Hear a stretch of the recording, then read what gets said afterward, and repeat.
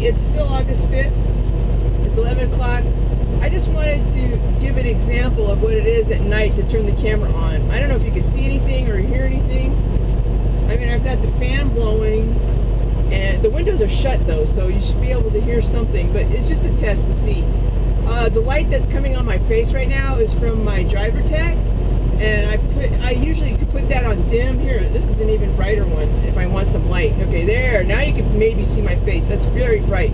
I could put it on dimmer at night, and it gives me my real-time fuel mileage. By the way, today I've done 160 miles already because I was up in Ogden, and I also drove in last night. So it goes from 12 o'clock at night. It starts at 12 o'clock, and last night I drove in from California with my melons until 2 a.m. So I drove for 2 hours coming into Salt Lake City last night, and then today I drove around delivering the melons, and then I drove to Pride, and now I've been driving a while. So I did 160 miles today, and I have 1 more hour left before this goes away. But my fuel efficiency for today is not bad. It's 8.3, and that was my average for the whole month last month. So if I could either hit my average or be around there, I'm happy.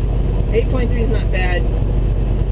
Short idle, all this stuff I'll talk to you about later. But that screen coming up is very white, and it's very bright, and I can turn down the screen or put it on a different screen. Like this is the one that's less bright, and that's just my map telling me where to go and what time it is and everything. You know, I could, this stuff, hours of service, there's a couple of screens that I could read while I'm driving. It's not, you don't want to focus on that because you're trying to focus on the driving. But what I wanted was just a test to see if I should do my little webcam idea later, 24/7, if anybody can see me at night if I keep the webcam on my face. And I don't know if you can or not. So this is just a camera test. I hope you can see me, because that would be great. I would just leave it on 24/7 because I do like to drive at night a lot of times. Though you want to drive in the summertime, you want to drive as much as you can in the daytime, because you want it to be cool when you're trying to sleep in the truck. And it can get pretty warm in the truck if you're sleeping in the daytime. If you're sleeping till noon even, it warms up pretty much. Though I do have some shades that I put up, and I do put a little fan on, but I'm not a driver who puts the air conditioner on, and I don't idle all night, and I don't do any of that. So I'll put the window down a little bit. I can't put it down too far because then Jojo jumps out. So I put the windows down a crack, but I do have a fan, so I'm okay. And Jojo is okay too if he comes in the back and if he's smart enough. See, right now I wanted to show you too what I've got going on here. I got a cat on my lap, and I never checked to see if there's DOT rules about pets or anything being on your lap while you're driving. I'm glad this is an internal thing, and I'm glad, if you're gonna, I hope you don't because I'm gonna be as honest as possible with you on certain things, because I think you guys want to know what you really do versus, and I want to show you everything that I really do. So I'm glad it's internal, but I also hope, I can't get in any kind of trouble by having a cat on my lap. And that's what I got. I mean, this cat is just can you see him? Look at this. See already. I mean, he's just up on my lap. He's like a dead cat. I mean, he does this at night a lot. And he purrs, and it's just like, are you alive? I mean, he's a dead weight. But I think it's, I've got my hand on him now, but I keep 2 hands on the steering wheel. I got that. But he's just, there he goes. I don't know if you can see him. He's right here. And it's just, and even sometimes I'll put him off and he just comes back up. Or, no, he's pretty good. If I get really, it's too hot, or I just this is just too much, cat. This is just too much. But it's very important to me. I love animals, I love cats, and I'm definitely not going to have a co-driver. I don't like that at all. I like my privacy. And so a pet is the best, and I think a cat is the best because I have a litter box in here, and I'll show you that setup tomorrow. I decided to change it for being on film because the other setup I had for the litter box wasn't good enough. He was going in there and putting litter on the floor. So now I just went to Walmart today, and I got this big, somebody said just get a big cardboard box and put the litter box in it, with high sides. But I just bought an entire bin that's going to be my litter box. It's super high sides. So that's your litter box from now on, Jojo. He doesn't know it yet because I haven't set it up yet. So I'm going to set that up tomorrow and then film that. But it's got super high sides so that he doesn't kick the litter out of the box and into the truck. But yeah, so then you don't have to stop so much to let the dog out to pee. Now I trained with one of the people. Dave Cox was the second driver trainer I was with. The first driver trainer I was with, John Piles, he had a dog, and that worked out well because that dog could hold pee longer than any human. He was amazing. He could hold pee forever, 24 hours. So that's a good trucker dog, but still, you know, you want to let them out and walk them and things like that. And I'm just too lazy for that. With Jojo, I have the litter box, and when I stop, he's also very convenient, and I don't have a leash. I just let him out, and he's smart enough to hang around the truck.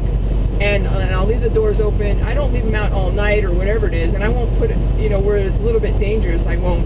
But if there's a little bit of grass, or if I'm stopped somewhere, even just unloading somewhere, and it's not too busy or trafficy, I'll just let him out, especially when it's so hot right now, and we sit there in the truck and I don't put air conditioning on. So he's a great trucker cat, and he came from Nashville, not from Knoxville, from Nashville. Though I'll tell you what, I have 2 turtles of mine that live in Knoxville. I don't know if you guys are in Knoxville, Tennessee. The woman I spoke to on the phone, I'm sorry I forgot your name, but she had a southern accent, so I knew you're from the south somewhere. I don't know if you guys are in Knoxville, but I have a very interesting, well, story about Nashville, and I got Jojo in Nashville, and I have 2 turtles that live with a veterinarian in Knoxville. So that's a long story. I'll tell you about that some other time. I mean later. So I'm just testing the lighting, and if I want to talk to you at night, I hope this works later on when I do a vlog. I wish I could see what's going on. I wish I could know that you're picking up what I'm saying, first of all, and it's not all this noise in the background. I mean, I'm driving right now. You got the truck noise. I'm going to be turning on the radio soon. I mean, I don't mind. I mean, I'll do that with the 24-hour webcam thing. I'll leave the radio on and stuff. But I've got the fan blowing, and it's just loud. And I'm just curious if you can even hear me, okay, or see me too at night. So that'll be interesting. I hope you'll let me view some of this stuff. I don't know. It's internal. I know it's all yours. You're paying me for it. But I'd still be curious. I'd still like to see it. And just out of my own, because I am going to set up a webcam after I'm done with this project with you. And it's just something that you gave me this idea. I mean, it's just wow. I should have thought of this before. It's mostly for my kids, so my kids can go on the computer and see me anytime. They love getting on the computer. They love getting onto YouTube and watching everything. And they would like tell their friends or whatever, but you can just see me anytime. And maybe catch me talking or not. I don't know how I would do that. Like, I don't know how it would this when I'm talking or when I'm just driving. But I talk a lot. And I talk to other cars, and I talk to Jojo. So it would be like almost anytime you would log on and go to my webcam, I'm here talking and laughing or whatever, and talking to cars too. I mean, in a nice way. It's like, are you gonna get on? You gonna get off? You gonna speed up? Thank you, buddy. I mean, I say thank you a lot, and I just talk out loud. Or a trucker goes by, and they flash me, and I get very like, oh, that's so sweet. You know, when they flash me, it's just nice etiquette, and I recognize it. And some of the flashes are really interesting. It's almost like Christmas tree. I love the trucks that have all these lights all over them. I know that's not very efficient, because if even just one light is out, apparently you can get a ticket at a weigh station or from a cop, from a highway patrol, if even one of those lights is out. But it's so worth it when they're just so beautiful. I like the trucks that have like a ton of lights on them, like they're lit up like a Christmas tree. And when they flash you, that's the best. And when I say flash, a truck who's passing you, and a lot of trucks pass me because I'm doing 57 right now, and that's super. And only women can do that, because men have to always go fast. And it's just like their sperm are that way too. Like the man will decide whether it's a boy or a girl. His sperm decides. He has little XX sperms or little XY. Actually, he has an X sperm or a Y sperm, and the woman has all X's. So if he gives the woman an X sperm, then they form an XX, which is a woman. And if he gives the woman a Y sperm, they form an XY, which is a boy. So the man's sperm decides whether the little kid that they're making is going to be a boy or girl. But scientists have discovered that the boy sperms, the little boy sperms, the little Y sperms, swim very, very fast. They swim faster than the girl sperms, but they also die faster. Just like men in life. You know, they're very fast and they're very aggressive and everything, but they also die faster than women. But their little sperm do that too, and it's hilarious. You know, so a lot of times if you want to have a girl, you don't want to do you don't want to do the semen spinning and all that stuff. What you do is you wait and like a few days before you're ovulating or whatever. This is all interesting. This is when I was getting pregnant. I learned all this stuff. And I didn't try, but I have a boy and I have a girl, and it just worked out that way. I wasn't trying. It was only after I had this that I learned this. But if you know when you're ovulating, women, you know, if you're pretty good at that, there's all sorts of kits to tell you. Or, you know, you watch your monthly cycle and you're very consistent, whatever. And, you know, I don't want to, I got to make this G-rated, even though it's internal, and I swear when I do the webcam, it's going to be very G-rated too. But if you wait and the little egg comes out only later, all the male sperm will have died. The women will have been slower, but they live longer, so by the time the egg comes out, they're all waiting, and then you've got yourself a girl. If you're ovulating right this second, you're probably going to have a boy, because they'll swim to that egg much faster than the girls. The chances are that it's going to be a boy if you're ovulating right this second, and, you know, you're conceiving right then and there. So anyway, I hope I kept that G-rated. But anyway, men are that way too. So that's why I like women truck drivers, because, you know, more women should get into it, because we're a lot more patient. We don't mind doing 57, and we don't mind going slow. We'll get there. And you know what? I still do 600 miles a day. I still beat the guys, because they're going faster, but they're also kind of lazy. They'll stop sooner. You know, and I'll drive my full 11 hours. I'll go 600 miles a day easily, and they won't, even though I'm going slower than they are, because I just work my full hours. I work. I'm not lazy, and I work my hours. You know, I don't get there and sit there and wait, and they don't do more miles than I do in a month. I just, you know, and I like driving, and I get good fuel efficiency, and it's safer. So the fuel efficiency is the only, you know, I would floor it otherwise, because I have speeding tickets. Trust me, I've had speeding tickets in the past, and those are the kind of tickets, and I do speed, you know, I have done that 80 mile an hour. I did do the 80 mile an hour, and yes, I am on probation with my company for that, but not like they're going to fire. I mean, I was just brand new, so they want to get on you right away and make safe drivers early on. But I did do 80, and I didn't know that they could tell. I mean, I'm like, duh, you know, I'm doing 80. And when you're going downhill, and, it, you know, a 75 mile an hour speed limit, give me a break. Doing 80 doesn't seem like it's that big of a deal, but it was with the company. And I did it several times, and they're like, oh, and I wasn't doing 85, I was just doing like 80, 81. And they're like, nope, that's a company rule, and we don't care whether you don't get a ticket or not. It's our rule, and you'll be fired immediately if you do that. It's a no tolerance. So I'm on probation for that. So just because I'm a woman doesn't mean I don't like speeding. I do. I just think that we have more patience, and I could do 57. You know, it was hard. I started out, our company is governed at 65 miles per hour, meaning even if I floored it, my truck isn't going to go faster than 65. Okay, so I thought going 62 was a nice compromise, and it made a big difference. It makes 0.3, like a difference between a 7.5 and a 7.2 at the end of the month. That's an extra $120. It's fine. You know, and it seemed like a nice compromise. So for a longest time, I was doing just 62 instead of 65, because slowing down more than that was driving me nuts. But then I got to the end of one month, and I was at 7.9, and I really wanted an 8, so I slowed it down to 57, because 55 is just too much. I can tell the difference between 55 and 57. It's just too much. I cannot do that. Well, I guess I could, but whatever.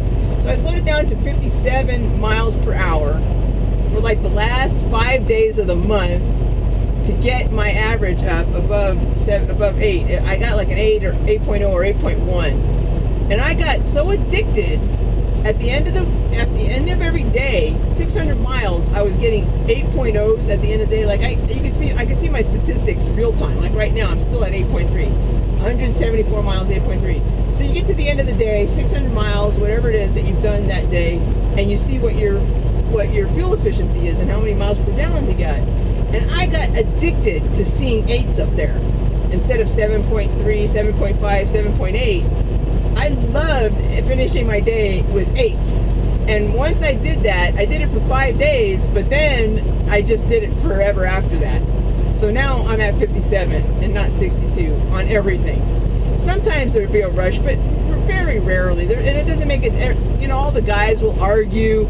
They'll say, oh, if you do this, if you average that, then by the end of the day, after 11 hours, you're 30 minutes, and that's an extra 500 miles. And they just go on and on with every argument because it's not anything logical. The loads give you plenty of time. Even if you get there faster, some places might take you sooner, but I'm still beating them.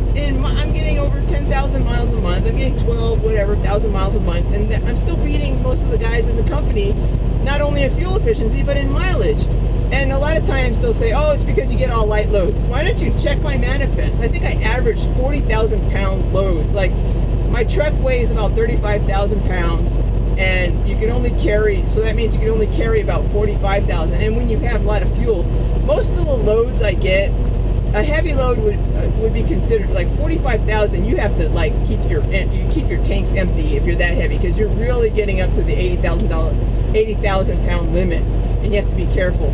But most of the loads I have are like 43,000 pounds, and I'm not getting light loads, and I'm carrying my weight and getting 8.0, so I'm working for it. But I'm telling you, so the guys, anyway, the bottom line is, and I don't know how I got on this subject, but I'll talk until my mouth falls off. So, but the guys will always argue and do this and do that. And I drove my driver trainers a little bit crazy too, and that's doing 62. This would drive them crazy doing 57. But you know, that's it, man. I'm bringing home my $400 every month in fuel efficiency, and I just like it. Anyway, I just got addicted to seeing the 8s. So I was happy getting thinking I would get a 7.5 every month at the end of the month, 7.2, or just it's called the 7.0 club. And not very many people are in it, even the 7.0 club. If you get a 7.0 mile per gallon average, you get a hat and a little I'm in the 8.0 club. There's only 3 or 4 of us every month that get up in that, and it's been different. I've been the only one consistently in that club in the last 4 months, and I'm pretty sure I'm the only one that has, like, you don't get that money, you don't get the $400, you don't get the $40 for every 10th of a mile above, unless you have more than 10,000 miles on the month. Like, you can't do one run and get a 9 and then get that money. You have to do at least 10,000 miles for the month to get that money. And I think I'm in the 8.0 club, but I think everybody else in there doesn't have 10,000 miles either. So I'm carrying heavy loads, and I'm getting this stuff right. And I'll talk more about fuel efficiency, because I'm going to California, and I'm having fits over California and their tandem rule, because it works against fuel efficiency. And I don't get what the arguments are for this moving the tandems up like that. It's crazy. So I'll talk about that later too. I'm just not sure you can see me, so I'd rather you see me when I'm talking than just my voice. But I guess this could be like an audio recording that you were going to do anyway. But I'm glad I'm doing this because, so I don't know if you heard me earlier when I was outside, but I'm definitely going to push for a couple of things. And one thing is, get those darn air pressure hoses. I guess the guys, even at Pride Yard though, I guess guys, they don't care about fuel efficiency, because I can't believe it. I'm still getting trailers with 80 PSI. I mean, what the hell? Get your butt out there. I mean, if everybody in the company in one day filled their trailers, I wouldn't have this. I mean, 80 PSI, 70 PSI, that trailer has, the tires on that trailer, when all the tires are at 70 or 80 PSI, haven't been checked for like 6 months probably. Can you imagine? And I'm still getting some trailers like that. It's getting better now, but I've been filling trailers now for 3 months. Actually, this one wasn't bad. There was only one at 90. But 90 PSI, that means nobody's checked that down or filled it forever. I mean, what is the deal with these people? I mean, it's not their money, I guess, or whatever. And I guess it would take, you know, owner drivers to do that because they're paying for their own fuel. I guess they fill their tires. But, I mean, come on, tire pressure, it makes a huge difference. And I learned that with my car, actually, when I used to drive from San Francisco down to where my parents and my whole family lived in Southern California. I would drive the Route 5 all the time, and I knew even just in my car when the fuel efficiency, because I could take one tank and go all the way to Grapevine on one tank of gas, but I couldn't do that if my tires didn't have the right pressure.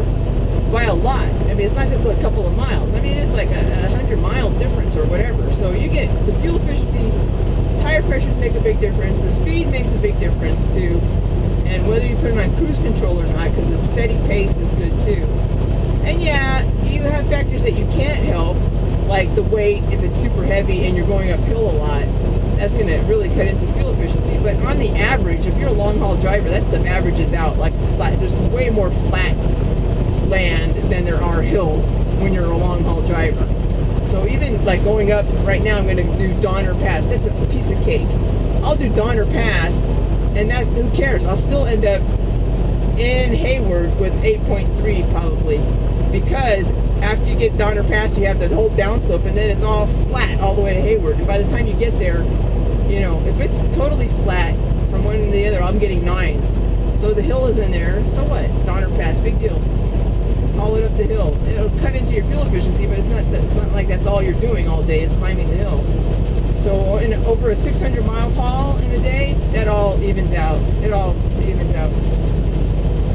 Anyway, so I'm talking my ear off way too much. Talking your ear off way too much. I'm talking too much already. But anyway, so one of the things I was going to push at all the truck stops is the darn air pressure hoses. I mean, come on. Hardly any of them have them. And when they do, as I said earlier, I said they're pathetic. They have holes in them, they don't work, and they don't have the straight chucks on them. Like, you can't fill on a tandem. Like, all of my tires, except for my steers, all my tires are doubles. They're not these super singles.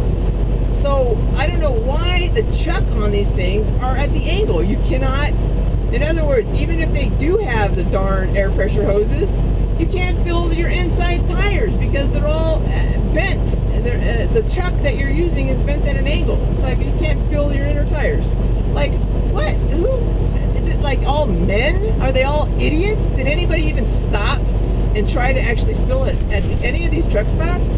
I mean, it's just amazing to me that I'm new to trucking, but trucking's been around for decades and decades, and yet there aren't any truck stops anywhere that not only have air pressure hoses, but with the correct chuck on them. I mean, where are they filling air pressure? I can fill it in Salt Lake City, but that's the only place I can, other than at the truck stops. So, what we do have are these emergency hoses where you can fill it from your truck, and I do that, but that wastes fuel too. I know, okay, I get it. I mean, I guess everybody's expecting you to fill it with these air hoses that I have, and I have that, and I do fill it, but it's very frustrating, because I'd rather have, you know, that takes forever, and I have to keep idling forever to do that, because it takes, you don't have much air pressure in your air compressor here on the truck. You fill one tire and your air compressor is almost empty, so you have to keep the engine running and keep filling the compressor. So it takes a good half an hour of idling your truck to fill up all your tires properly, and it's not, so I do that a lot, but you're trying to help fuel efficiency by pumping up your tires, and it all goes down the drain because you just idled your truck for a half an hour or whatever it is,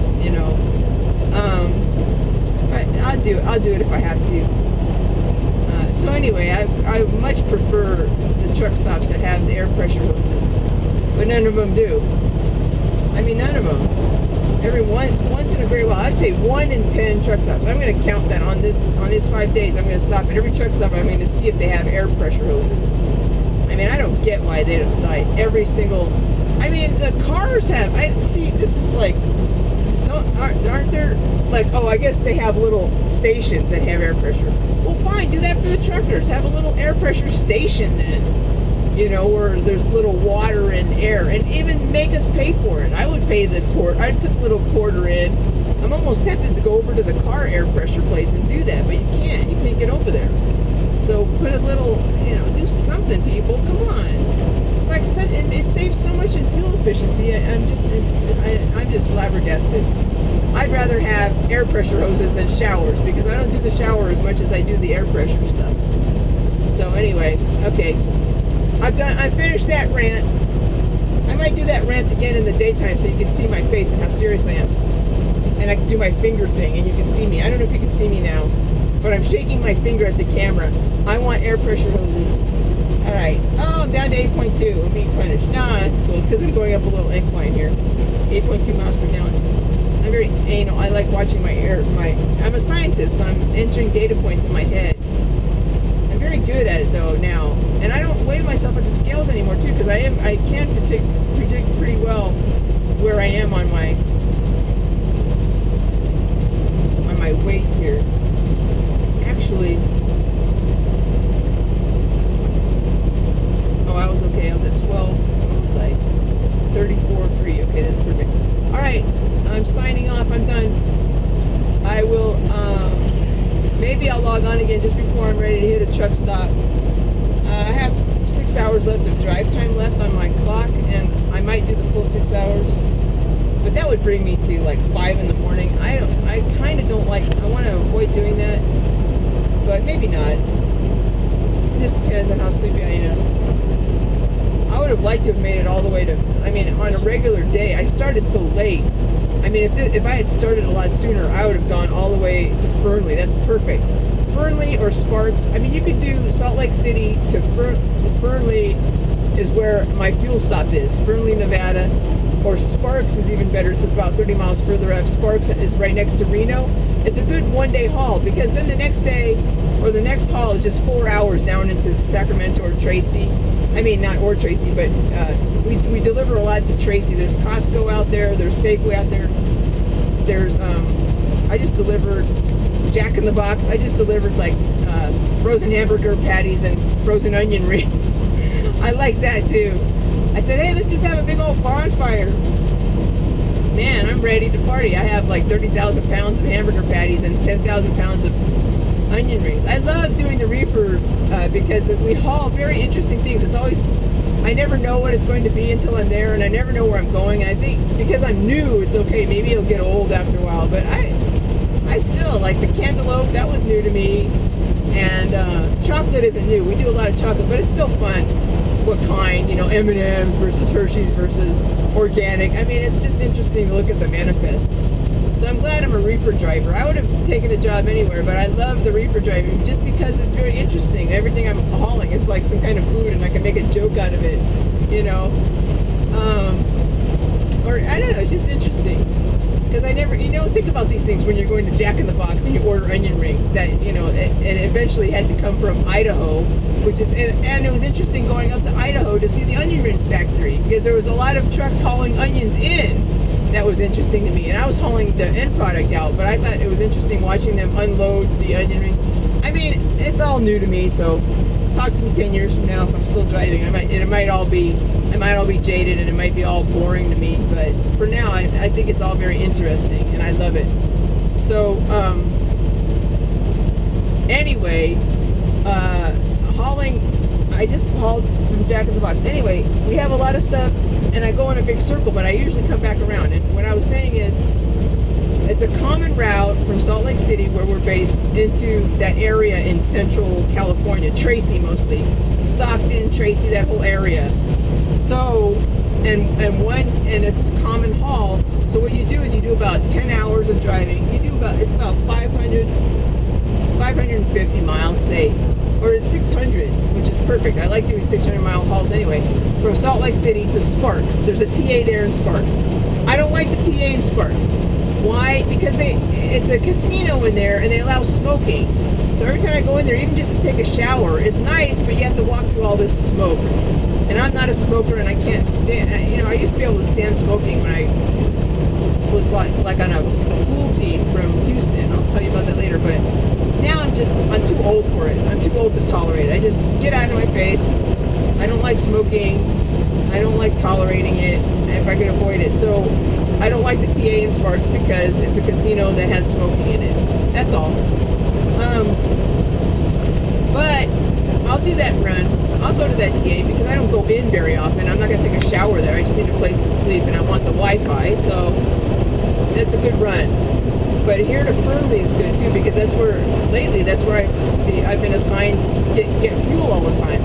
So I was hoping today to get moving a little bit faster, but it's okay. Because if I had moved a little bit faster, I would have driven all the way to Fernley tonight, and then it's just 4 or 5 hours down into Hayward, California tomorrow. And I like that. I like to get there as fast, as close as I can. I like, if I'm going on a double haul, I like the first haul to be the longest one. But tonight it'll be the short haul. I'll do the 5 hours tonight, and then the 10 or 11 hours tomorrow.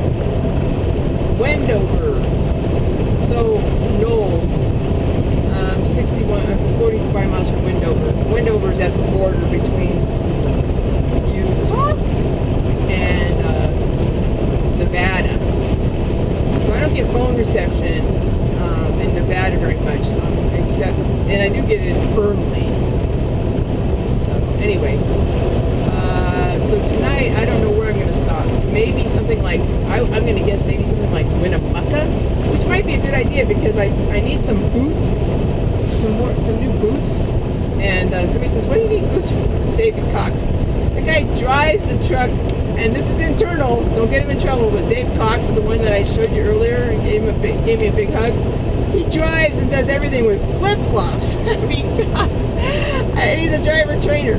And I said, where do I get some boots? These boots are old, they're cheap, they're from Ross, they're not steel-toed. I said, I want some steel-toed boots. And he says, why? And I said, because I like my toes. Come on, we're truckers. You're supposed to wear steel-toed boots, I just want some regular work boots. I know it's hot in the summertime, but I really like my toes. And I want some steel-toed boots because I just want some steel-toed boots. Because I just, it's protection for your toes. And I know I'm going to drop something on them sometime, or, I just want some steel-toed boots. But there was another trucker there that said, go to the boot company or boot factory. And I said, oh, I just passed one in Wendover earlier yesterday, and I was going to stop. So I might go to Wendover tonight, and then if I get to Wendover tonight, then tomorrow before I head out, I'll have plenty of time. It's not a rush. There's no rush. I have plenty of time to make this load, as long as I do my 4 or 5 hours tonight. It's not Wendover. What am I saying? Winnemucca. Winnemucca has a boot store. So that's what I'm going to do. Maybe I'll stop in Winnemucca tonight, and then I think I could make it there. I'm going to check that now, actually. So what I do is I go here, and I'll choose a destination, points of interest, and I want points of interest around a city.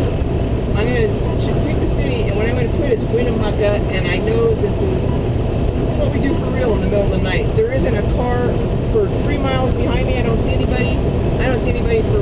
There's a truck that's like a mile in front of me.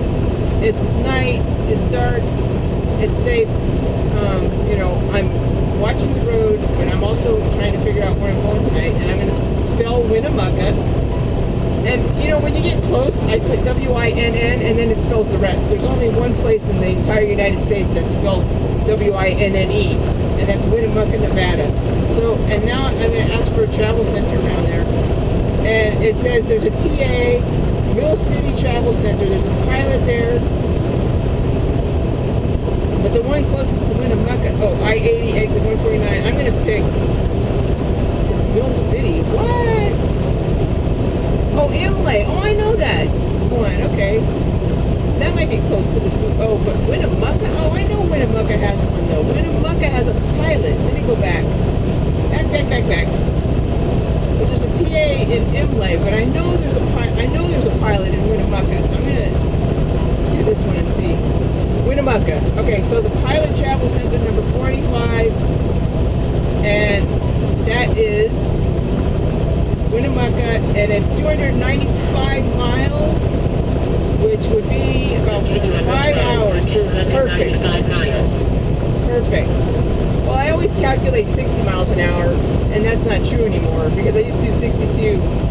So I could do it though. I have 5 hours and 47 minutes on my clock. It's a bit of a stretch. It's going to be close, but I'm gonna head for the Pilot in Winnemucca and go to that boot factory tomorrow in Winnemucca and pick up a pair of steel-toed boots because I need them. I mean, this is fine, and I did all my training, and I've been a driver for long enough now. These boots, they're starting to get holes in the sole. They're black boots, and they help my ankles, but they're not steel-toed. They're kind of work boots, but they're not steel-toed, and I want like some real work boots. And I'm ready to get them, so I'm going to get them tomorrow in Winnemucca. So I'm going to go to the Pilot in Winnemucca, and that is how I decided tonight. It's also nice because it means I could drive my full. So this thing tells me when I'm going to get there. I'm going to get there at 4 a.m. I don't mind come 1 or 2 a.m. when I've done my 4 hours. If I'm tired, I will so pull over. I mean, that's so important not to drive when you're sleepy. So I'm going to pull over before then. But the next time you see I turn on the camera, it's probably going to be because I know me. I could easily do until 4 in the morning. And this is actually, I put it so that it predicts the latest possible. Usually it's probably going to be closer to 3:30 in the morning. I usually do the conservative time on this, like slower than usual. So it's usually I get there earlier than what this indicates. So it says I'm going to be there at 4 a.m. It's probably closer to 3:30 a.m.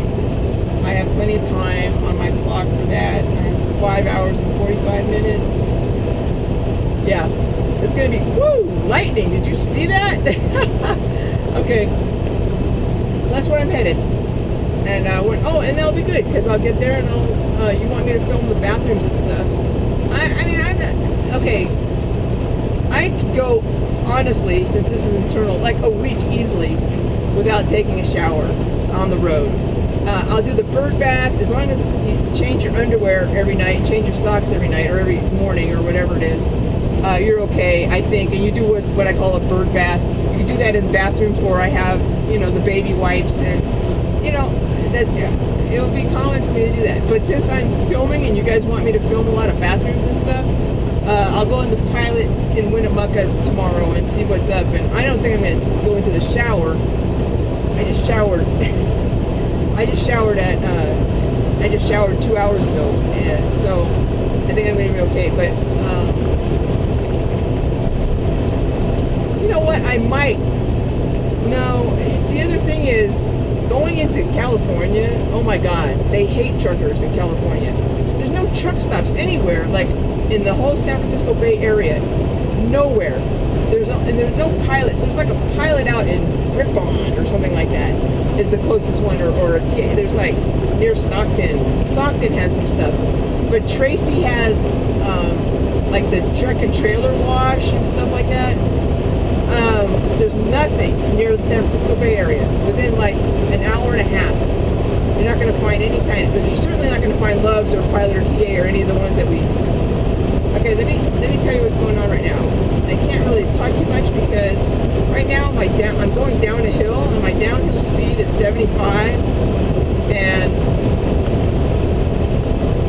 I'm just keeping an eye on it. Now what I'll do is I don't use my brakes. The first thing I'll do if I feel I'm going too fast is I put on what's called the engine brake, and that will slow it down nicely without using my brakes. You want to spare your brakes if you can. And the engine brake works nicely. You can't use the engine brakes in some place. Oh, I can. Because that's the thing that you hear on the truck. When they're going by, that's one of the things that people associate with trucks. Like when I was on the road driving on the interstate, I never knew what that was. Well, I thought they were downshifting, and that's not downshifting. It's the engine brake. And all the older trucks, some of them get really loud, so you'll see a sign every once in a while that says, no engine brakes allowed for the next 3 miles, because you're going through some kind of residential area. But the engine brakes that I have, I guess it says